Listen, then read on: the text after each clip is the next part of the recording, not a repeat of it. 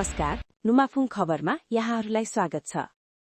धरानमा सम्पन्न किरात याक्थुङ चुम्लुङ लिम्बुवान प्रदेशको तेस्रो अधिवेशनमा सहभागी वक्ताहरूले आउँदो प्रतिनिधि सभा सदस्यको निर्वाचनलाई पहिचानको मुद्दा केन्द्रित आन्दोलनका रूपमा अघि बढाउनु पर्नेमा जोड़ दिएका छन्।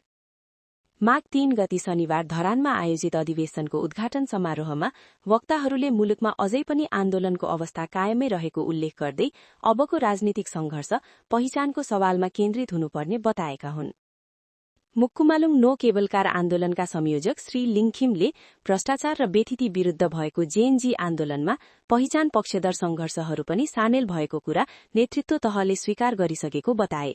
उनले जेएनजी नेतृत्वले प्रदेश नामकरण विरुद्धको नो कोशी आन्दोलन र मुक्कुमालुङ नो केबल कार आन्दोलनलाई समर्थन गरेको उल्लेख गर्दै फागुन 21 गति हुने निर्वाचनलाई पहिचान केन्द्रित नीति तथा कार्यक्रमसहित अघि बढाउनुपर्ने धारणा राखे। संयुक्त पहिचानवादी मोर्चाका अभियन्ता अशोक चेम्जोङले मुलुकको राजनीति स्पष्ट दिशामा अघि नबढिरहेको अवस्थामा आन्दोलनकै बीच हुने निर्वाचनलाई पहिचानको मुद्दामा केन्द्रित गराउनु आवश्यक रहेको बताए। परम्परागत राजनीतिप्रति बढ्दो जनआक्रोश र भ्रष्टाचार विरोधी चेतनालाई पहिचानवादी पक्षमा रूपान्तरण गर्नुपर्ने उनले बताए। पहिचानवादी संयुक्त मोर्चाभित्र चुनावी अभियानबारे छलफल भइरहेको जानकारी पनि उनले दिए।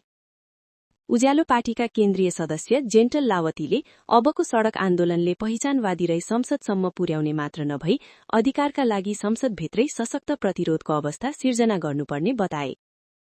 त्यस्तै वक्ता डाक्टर मोहन तुम्बाहाङले भाषा, लिपि, संस्कार र संस्कृतिलाई सदैव जीवित राख्न दोस्रो पुस्तालाई शिक्षित बनाउनु आवश्यक रहेको धारणा व्यक्त गरे। कियाचु राष्ट्रिय चुम्लुङ सदस्य तथा धरान 15 का अध्यक्ष नरेश कुमार इङवारमले लिम्बु समुदायको समग्र विकासका लागि सबै मिलेर अघि बढ्नुपर्ने बताए। यसैबीच अधिवेशन उद्घाटन समारोहका क्रममा नो कोशी आन्दोलनमा महत्वपूर्ण भूमिका निर्वाह गरेका 3 जना जिल्ला अध्यक्षलाई सम्मान गरिएको छ। प्रदेश सरकारले कोशी प्रदेश नामकरण प्रस्ताव अघि बढाउँदा विराटनगरमा भएको आन्दोलन तथा त्यसपछिका संयुक्त आन्दोलनहरूमा साधन स्रोत र जनपरिचालनमा योगदान पुर्याएको कदर स्वरूप उनीहरूलाई सम्मान गरिएको हो।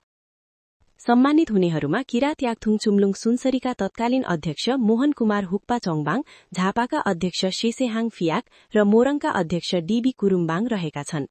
प्रमुख अतिथि चुम्लुङ संस्थापक सदस्य नरप्रसाद लिम्बुले दोसल्ला ओढाएर सम्मान गरेका थिए भने सभापति लिम्बुवान प्रदेश अध्यक्ष डाक्टर मधुराज केरुङले सम्मान पत्र प्रदान गरेका थिए। धरान 15 स्थित चुम्लुङ हिममा जारी अधिवेशनले